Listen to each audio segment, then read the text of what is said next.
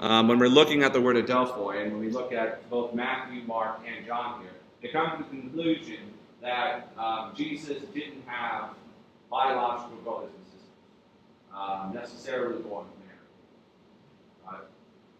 However, on the other hand, we have a number of sources from the early church that say otherwise. Right?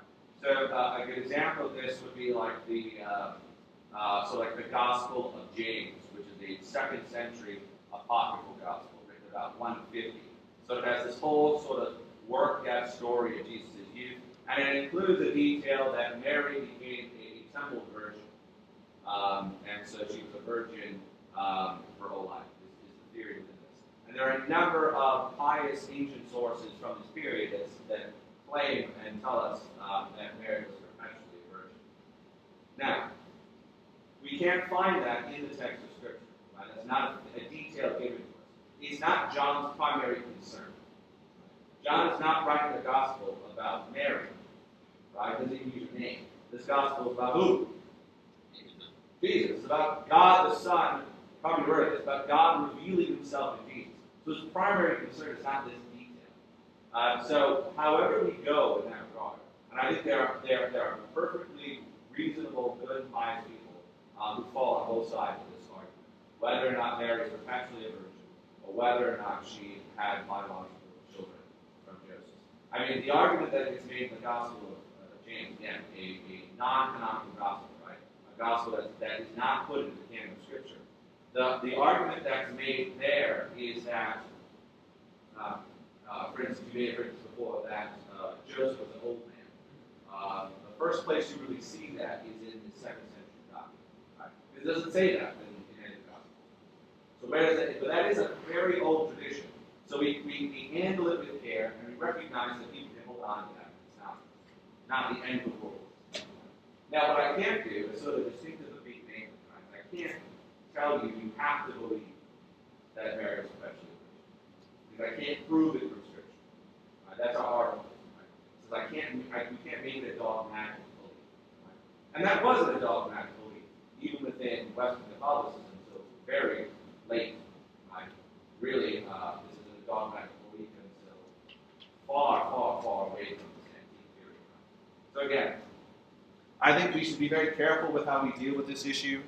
If it ends up when we get to heaven and Mary was perpetually a virgin, or she had biological children, we just go, fair enough, God, keep on moving. And I think we should be very kind to our neighbors who have different opinions from us on this regard. I've seen people get fights out of this. And people get angry. How dare you? Okay, let's pull it back just a bit and focus on what John is actually talking about, and not freak out about various interpretations. Again, there are big ramifications for this, obviously, right? That work themselves out in theology. But for our purposes, let's be kind of at least open-minded about this text. But recognize that this term is not a slam dunk either way. Adelphoi, as I said, does mean born of the same womb, but it had massive contextual use. It could mean everything from like cousins to like half-brothers, half-sisters, or even just sort of like brothers in the faith. You can even mean that, right? So it's got a huge... So when I hear people who really want to fight for that Mary had children biologically, who say, boom, here it is in the text. It's not, right? You know that from the Greek. When you look at it, that word isn't a slam dunk. Right? And that's okay, because that's not what John's trying to tell us all about right here, right now. He's got more, like God is walking on earth. He's really more concerned about that than whether or not Mary had children. That's not the biggest thing happening in this narrative. Right? A guy just turned water into wine, right? And that's, maybe we focus on that guy rather than this sort of strange idea about what happened in that area. So that would be how I would caution us in that and thinking about that. Neither view breaks the Bible, right?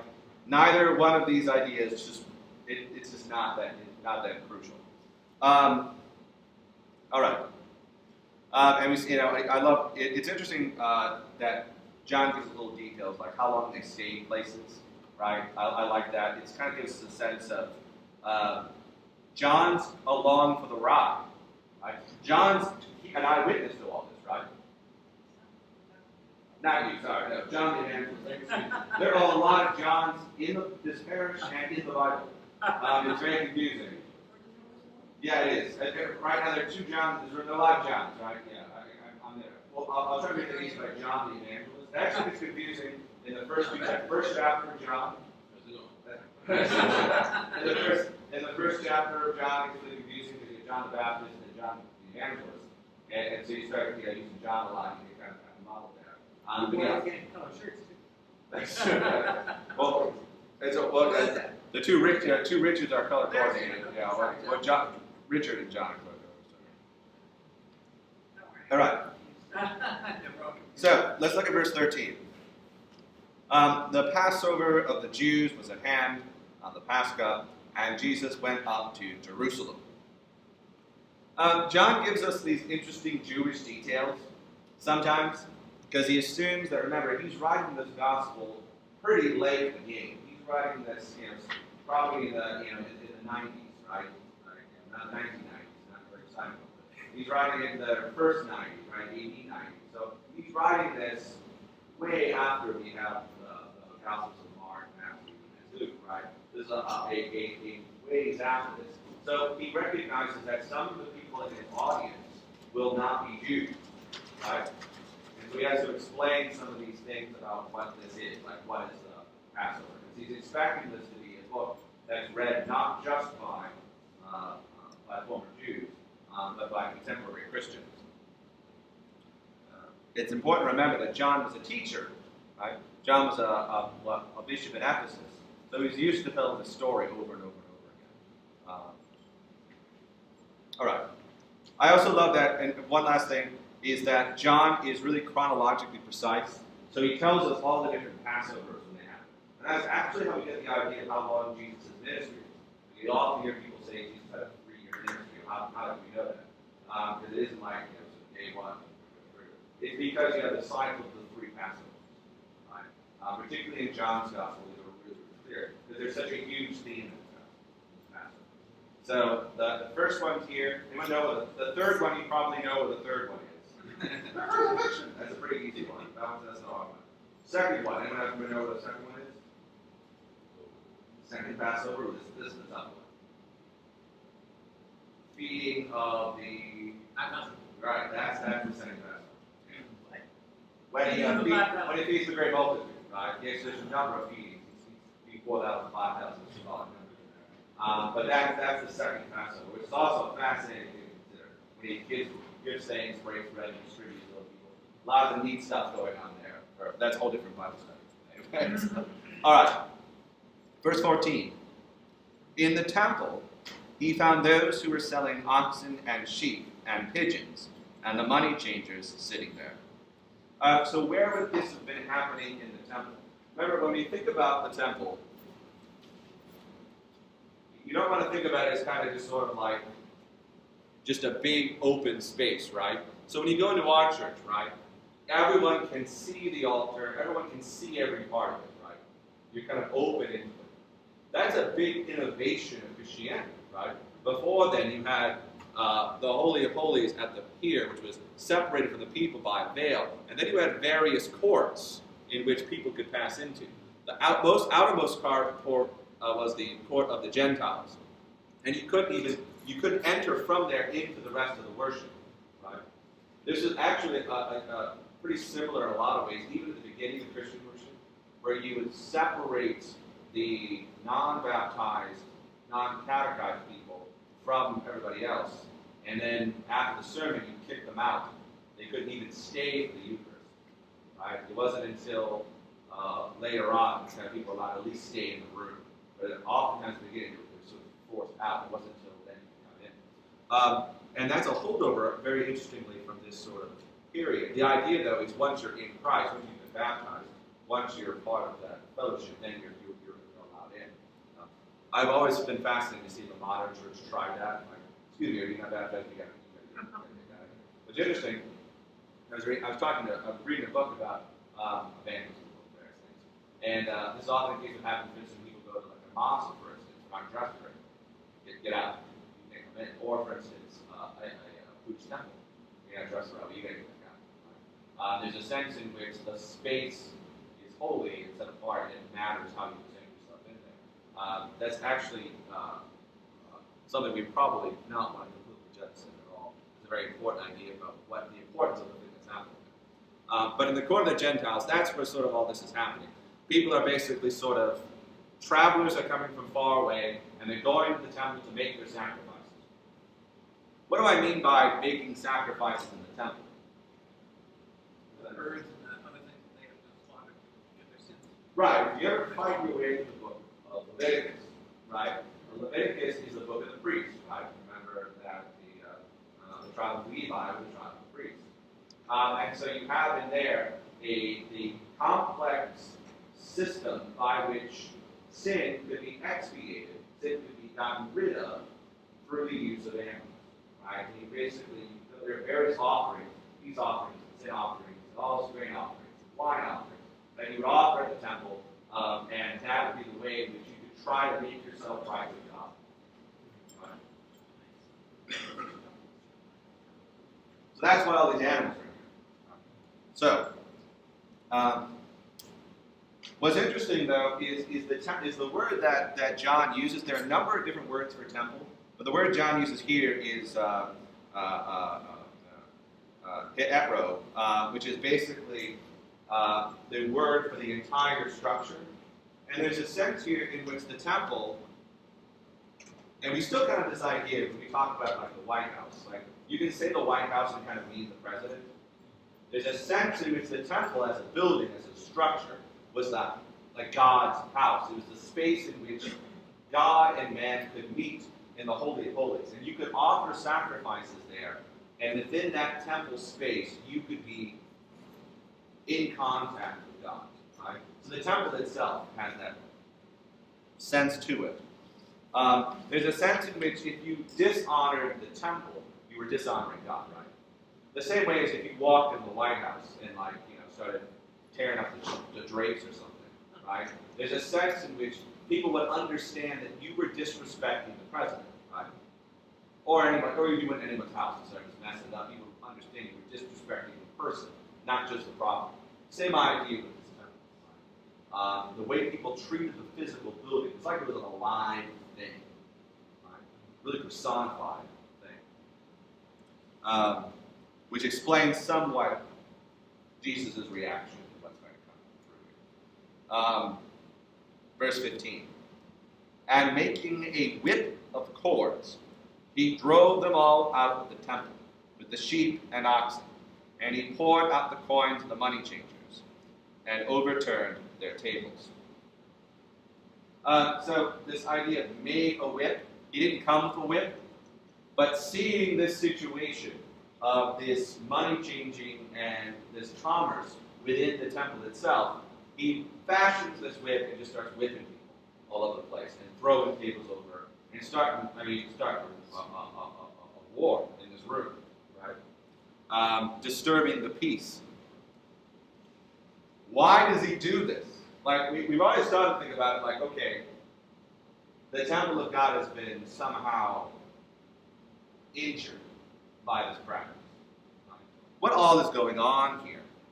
Well, John gives us a hint in this.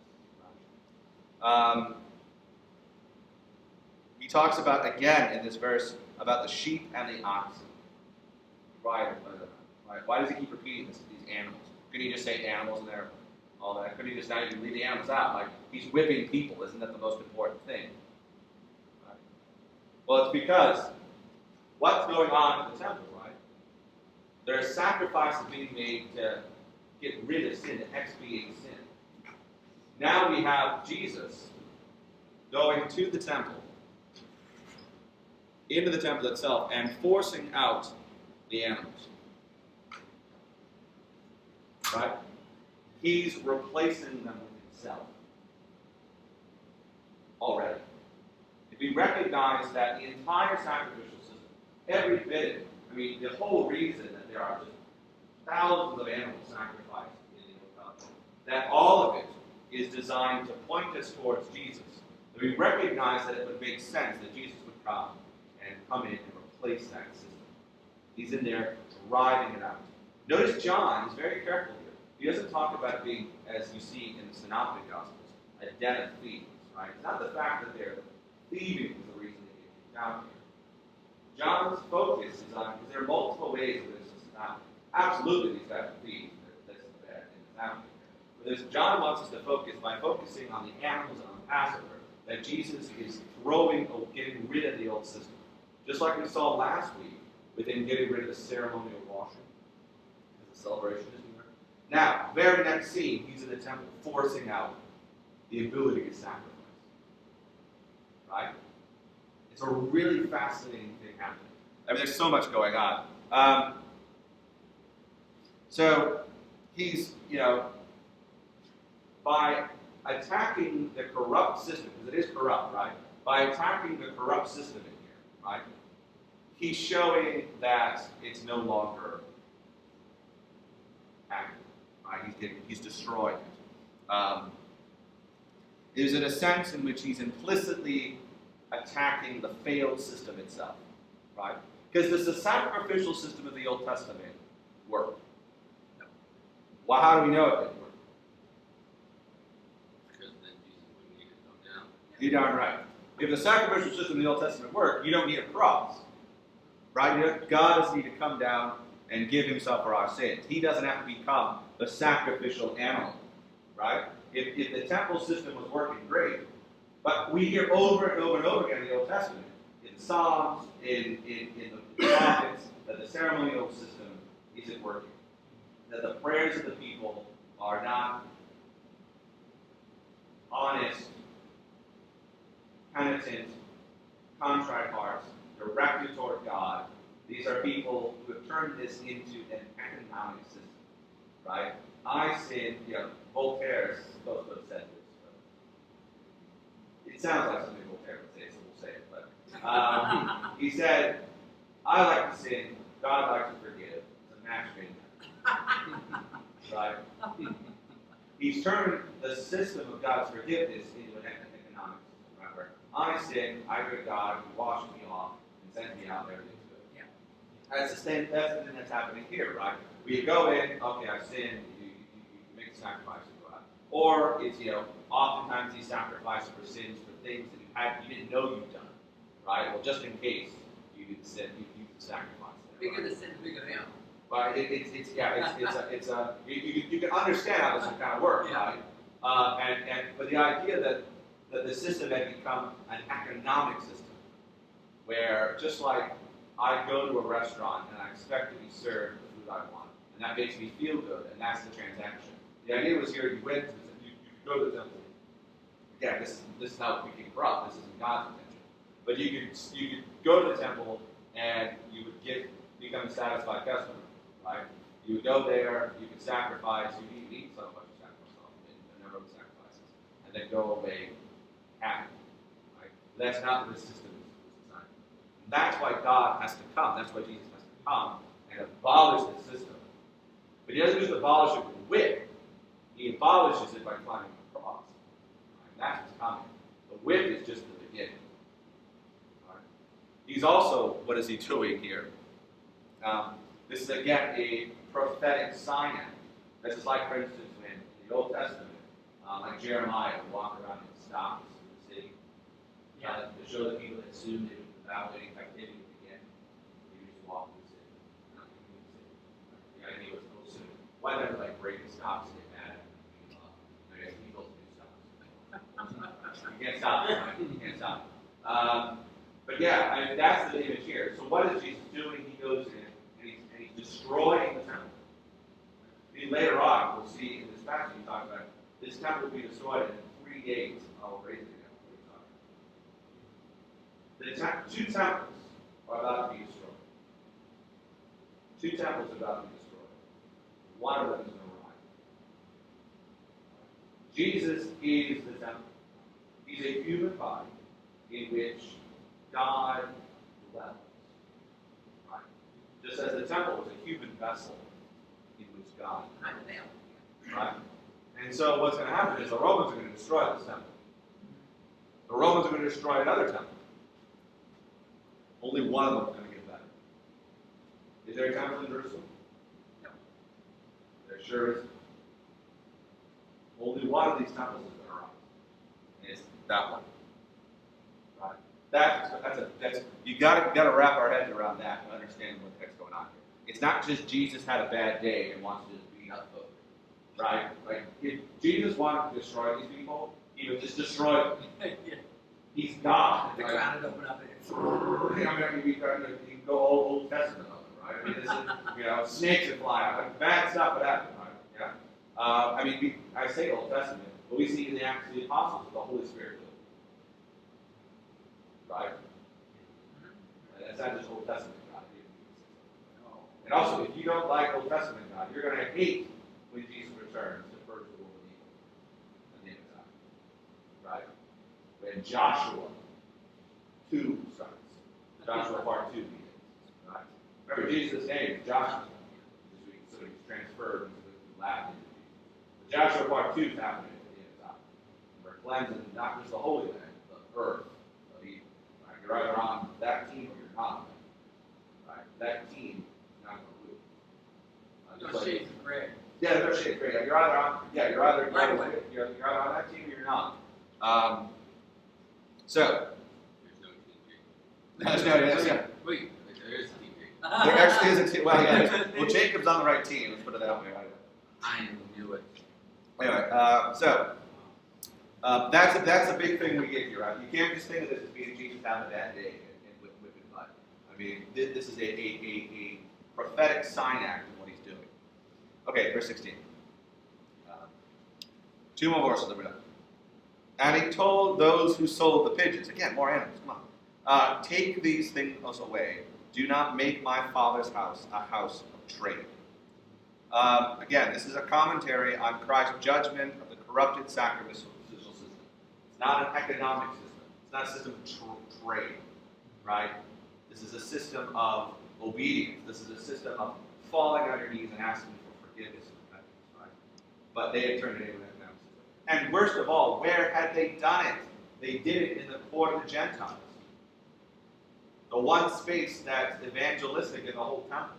That was the one space the Gentiles could walk into and experience some of the worship of God. And what's going on there? People are getting built on doves, and people are cutting deals, and it's disgusting, right? There's one space in which the Gentiles can come in and see the glory of God, even from afar. What they see is commerce. Right? Trade. It's horrifying. Nothing to do with capital. No. You know why? Capitalism hasn't been there yet. I mean, that's it right there, right? Not a thing. So, not talking about it. Right? I always hate when people start bringing I know. I mean, not a thing. Socialism, No Karl way. Marx, super not alive yet. Right? Way away. Don't worry about it. That's not what he's mad about, right? He's mad about the fact that they've turned his temple into a space where Gentiles come in and go, ugh, this is gross. Gross, I'm out of yeah. here. Right? It wasn't pretty like the pagan temples. I mean, it's a different. I mean, the temple was beautiful. This is the second the temple. ugliness of it. Well, yeah, this is the ugly. I mean, Yeah, don't get me wrong. I mean, the thing is, God defines what's beautiful and ugly. Yeah. So I mean, you could go to the temple of Athena, and find yourself a prostitute, a temple prostitute, and that for a certain kind of person is very beautiful, but it's horrifying, it's terrible, right? But here was a space in which they could come in and be. Because remember, the whole goal of all this is eventually for the Gentiles to bend the knee to God, right? And that literally happens in the Magi show, right? The Gentiles are bending. Like Epiphany is a big deal because that's literally happening already. Luke's already told us that this is already starting to happen. But the whole idea is that the people of the earth will worship God. And if Israel's, one of their big jobs was to be that, so that people would flock to God. And what happens when the Gentiles get here? Hey, I'll give you a deal on this dove, huh? Like, I mean, it's gross, right? That's not what this space is for. It's got to be filled with excrement as well. There's all sorts of bad stuff happening, right? I mean, yeah, it's full of livestock, right? Yeah. I mean, for instance, this would solve the problem. do it out here, Yeah. as opposed to inside. Yeah, and don't bilk people, right? I mean, there are lots of ways in which this could be done, but it's the public witness of God's people is corrupted, right? And it's not good. Again, if Isaiah is full of this. If you work your way through, like, say, for instance, Isaiah 56, where he talks about the idea that the people will then be God, that all the nations, right? I mean, Gentile means the nations, right? All the other nations will come and worship, right? But that ends up happening, right? So, for instance, at the Eucharist, what's happening there?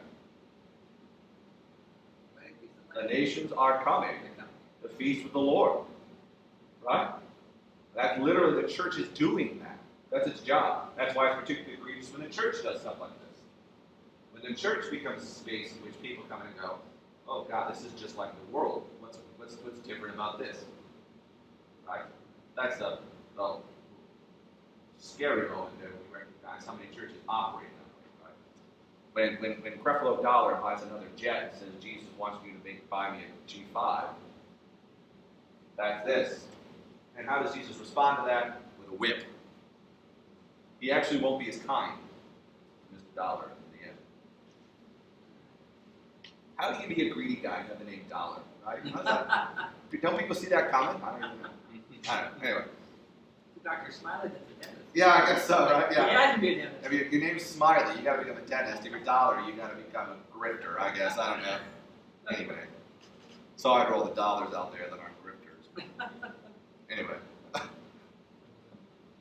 The dollars built this country. Verse 17. Verse 17. Final verse. His disciples remember that it was written, zeal for your house will consume me. That's a great question to always ask in that situation is, where is that written? Right? That's always the thing we want to know. Right? And also, it's probably not that they just sort of said this immediately. This is probably when they thought about it later and worked their way through it. They're like, oh wow, it's all here. It's the Psalms. Like, one of the worst things about modern American Christianity is its aversion to the Psalms. Like, it's terrified of the Psalms. It has no idea what to do with them, right? I mean, our tradition, of course, I mean, you guys just read through a whole Psalm, right? A long one, right?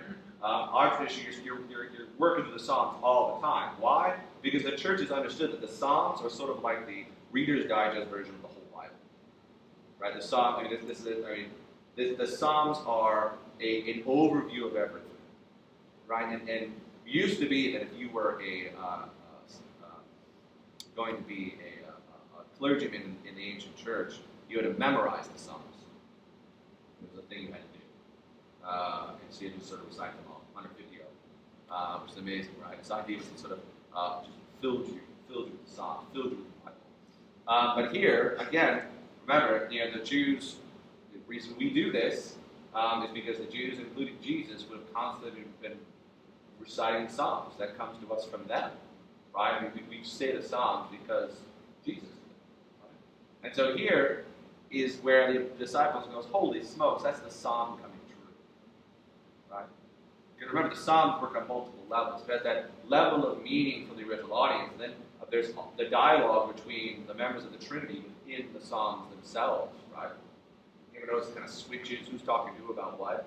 Like even Jesus says that tonight in today's gospel, that weird thing he says to the Pharisees, like, okay, well, David says that his Lord will be the Messiah. Well, how can his Lord be his son? And the Pharisees go, oh, I don't know. Stop asking questions, right? It's because Jesus is showing us that in those spaces, you have David is talking about God the Son, talking about the one who's existed for forever, from the beginning. And here you've got Psalm 69:9. And the context of this is that the speaker is saddened that the worship of the temple and the worship of the people has denigrated into this, has denigrated into just trying to get a pass, this sort of economy kind of idea, sort of commercial idea of the forgiveness of sins, right? The forgiveness of sins is never a given thing. Right? The presumption of forgiveness is always dangerous. Right? Now, God is infinitely merciful, but the presumption that He'll forgive is always a dangerous thing. So, what do we see in Psalm 69? In that psalm, we see that the people are reviling God through their worship. That their worship, because they are not worshiping God as He has told them to worship. He's saying, your words and prayers are meaningless. Your hearts are not turned in. Right? And so then what happens in the psalm, they turn on Him. They say, how dare you? He's the one who gets attacked by that. Right? And so you see that happening in this whole psalm. And so you see Jesus here going into the temple and saying, you have destroyed the purpose of my Father. This is the first time Jesus says, God is His Father. Is here with His cleansing His temple. You've taken my Father's house and you've turned it into this. How dare you? It's a declaration of His sonship. And that Psalm 69 is talking about the Psalms are about Him. That's what John's trying to show us. John the Evangelist is saying, when you read the Psalms, you're not just reading something about David. You're not just reading something about people 4,000 years ago who have no concern over. You're reading about the Messiah. You're reading about the only hope of the world. Every time. Right? The very first psalm starts off with, blessed is the man. Who's the man? The man is Jesus. That's the thing that John's. I mean, that should just explode your mind. That every single time you pick up the Psalms now, it shouldn't just be, oh, I was reading about some people who lived a long time ago, or I guess this is nice poetry. Who cares though? I don't really like poetry. You're reading about the Son of God who's come to save us all. The only hope of the world is alive in that text. Right? And that's what we see in Psalm 69.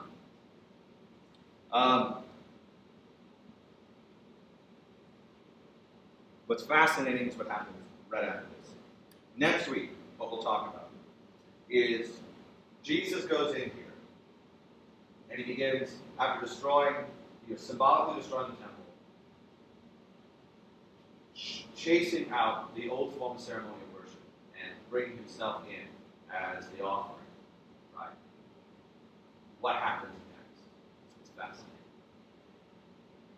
What happens next is the thing that's amazing. What happens next is Jesus takes on not just the status as a ceremonial offering, he takes on the very shame and on himself. Is what happens next. The discussion between him and the Pharisees. There's a reason John shows this at the beginning of Jesus' ministry, as opposed to the synoptics who have at the end. What almost certainly happened was Jesus did this more than once. This is the first time he does it. And the first time he does it, it's not met with the same reaction as the second time. The first time it's met with shame. We'll see how that happens in the next discourse. It's not enough for God. God isn't just Jesus doesn't just come to take our pain and our sin. He also takes our shame on himself. That's an incredible thing. And he starts in this temple. Okay, we'll talk about that next week, though. Any questions? Anything at all of that? Yes? You mentioned in verse 13 about the clarity of my intentions in the Passover. In 15 or 14? In 13. Oh, 13, okay, yeah. You said because it mentions specifically the Passover of the Jews. Right. Specifically, it means the feast. Yeah. Of course, it is possible possibly he's trying to make the cultural reference saying that every male is coming to Jerusalem during this time, right? So every male has to come during these 3 pilgrimages, right? Right. During the year. I think it's funny what John assumes people know and what he doesn't. We're always kind of peering into the distance a bit. I think anyone who knew what the Passover of the Jews was would now know that that's why Jesus is going there. He has to be there. He can possibly be there, right? So I think that's clear there. But John sometimes will kind of assume people. It's tough for us because what we know and what people in the ancient world knew would be different things. Well, we know this is not the Passover where he will be redeemed. So we know this is not that Passover. No, it's So the very curious, first one. It's making sort of like he is the Passover lamb. So I think it's very curious that he mentioned Passover here, if that was the purpose of that. I think so, because I think the Passovers are the like you could almost think of them as sort of the chapter marks in his ministry. Year to year, so Yeah, if you want to think of it as sort of the markers of that, right? Right. Because we already should know how this book ends, right? Like, we also be pretty clear, there's going to be a crucifixion and a resurrection, right? We should be pretty much there. No way. Spoiler alert, right? But there's a lot more to it, right? And it begins with starting out and seeing how Jesus is fulfilling that already in this first Passover. The third Passover is the most important. Right?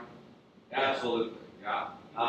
Every single John he's going to run us through this and show us that he's going to stand up on a building and scream at us. Jesus has replaced the Passover lamb. Right? Jesus is the Passover lamb. That's such a huge theme, right, in his gospel. And it starts here where Jesus goes to the temple and drives out the animals that would be used for sacrifice. And it's him standing in a cleansed temple. Right? You can't help but see that the new temple is not this place, the temple is him. But doesn't that also make the question about if is it the sacrifices he's expelling, or is it the people's motives, like where their hearts are, that he's trying to expel from the temple? Because we clearly see it's always a heart condition with what Jesus refers to in the Gospels, correct? I think the answer is most of A and all of B. Right? All B, yeah. The whole purpose of the new covenant is for the Holy Spirit to write a law. Not the purpose, but the benefit of the new covenant is the Holy Spirit writes a law in our hearts. As Paul said, we can now actually follow the law.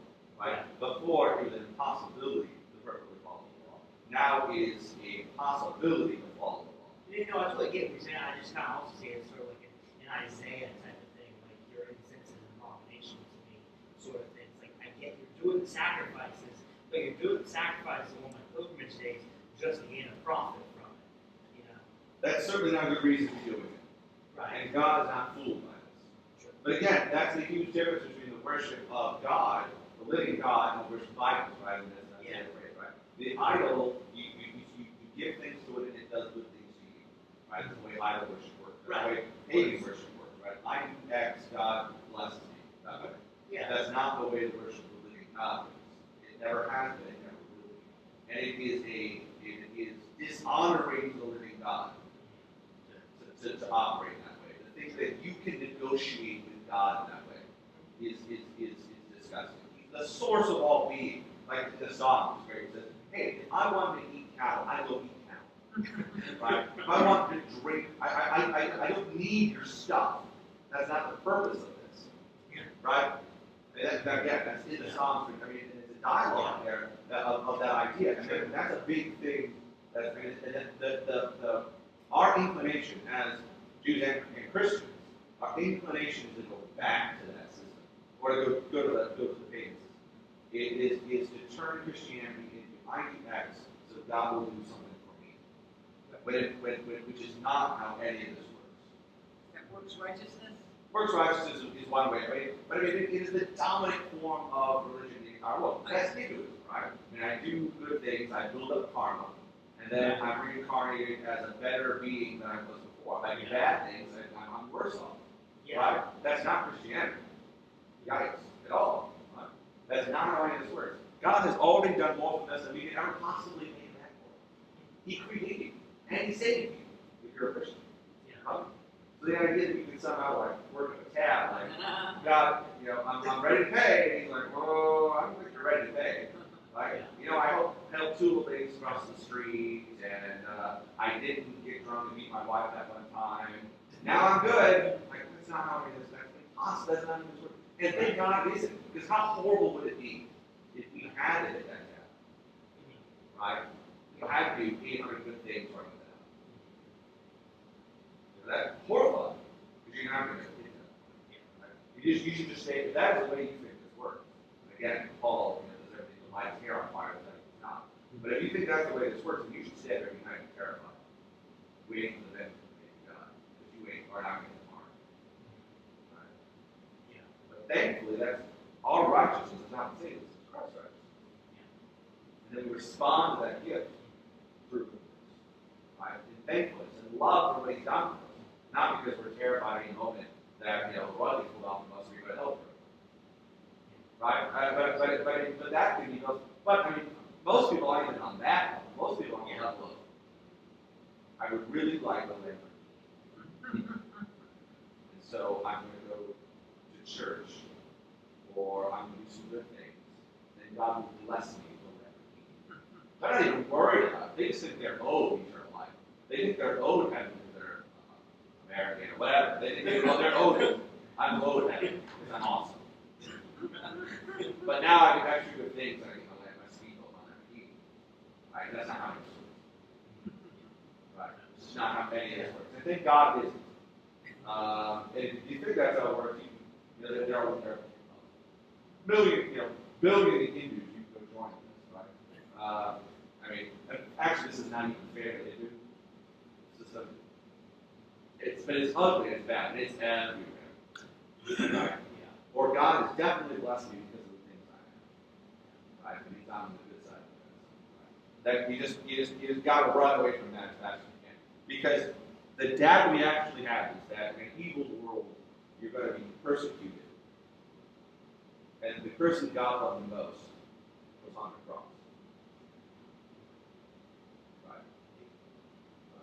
That's the definition. Yeah. And He saved the world now. Would you be willing to do that? Would you be willing to suffer in this world to save another? Now, I don't want you to answer right at this moment. But I want you to think about it. Is that what it means to take up your cross and follow Him? When Jesus says to the disciples, if you want to live, you've got to lose your life to get it. You got to take up your cross and follow Him. What is He talking about? He's talking about being nice to people. He's talking about doing your taxes. What do we mean? Like helping people $30. I think He's talking about something much bigger than what we generally think about. What it means is that that's a path of suffering. But on the other end of it, because you're carrying that cross, is the glory of the resurrection. Which is the only real glory of the resurrection is. Every other glory is temporary and meaningless. Like that Lamborghini, some other person's going to drive it. That's enthusiastic. It's great. All the great stuff you think you have, doesn't mean anything. You're going to be dead maybe 2 years, 3 years, 10 years, 7 years. Who cares? Some other person's going to all that stuff. So if that's your glory, you've won already. Congratulations, but it's nothing. It's meaningless. It's useless. Right? The only real glory is in the other end of that crucifixion. So you've got to take your cross and follow. And now that you're there, and I don't think that's a hard thing to wrap our heads around. It's a daily thing we have to get. But it makes sense the data we actually have of how the apostles live, how the church lives, how we should be challenged with ourselves. All right. Now, any other questions, concerns, fears, hopes? We're right at 8. Congratulations, everyone. Good job. You guys want to take those sandwiches home? Good. As long as we're feeding folk, we're definitely there. And don't worry, we're not